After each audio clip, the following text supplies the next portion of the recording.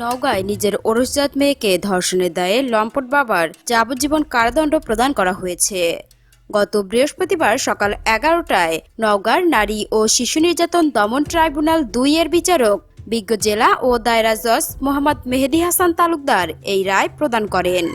প্রদত্ত রায়ে উক্ত আসামির 1 লাখ টাকা অর্থদণ্ড, অনাদায়ে আরও 3 মাসের বিনাশ্রম কারাদণ্ড প্রদান করা হয়েছে। জরিমানার অর্থ ধর্ষণের শিকার মেয়েকে প্রদানের নির্দেশ দিয়েছে আদালত। দণ্ডপ্রাপ্ত পাষণ্ড পিতা জেলার পোরশা উপজেলার পোরশা গ্রামের বাসিন্দা। রাষ্ট্রপক্ষে নিয়োজিত বিশেষ কৌশলী মকবুল হোসেন জানান, 2020 সালের 25 ডিসেম্বর সন্ধ্যায় নওগাঁ জেলার পোরশা উপজেলার পোরশা গ্রামের গোনা হুজুরের বাড়িতে কোরআন শরীফ পড়া শেষে নিজের বাড়িতে নিয়ে আসছি।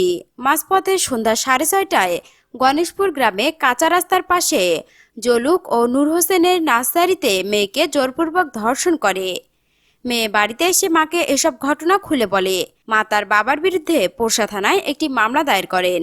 পুলিশ তদন্ত শেষে আসামি উক্ত পিতার বিরুদ্ধে আদালতে অভিযোগপত্র দাখিল করে। 2022 সালের 19 মে মামলাটির সাক্ষ্য গ্রহণ শুরু হয়।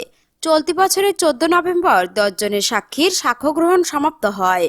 উভয়ের যুক্তিতর্ক শ্রবণ শেষে নারী ও শিশু নির্যাতন দমন ট্রাইব্যুনাল 2 এর বিজ্ঞ বিচারক জেলা ও দায়রা জজ মোহাম্মদ মেহেদী হাসান তালুকদার বৃহস্পতিবার সকাল 11টায় এই রায় প্রদান করেন।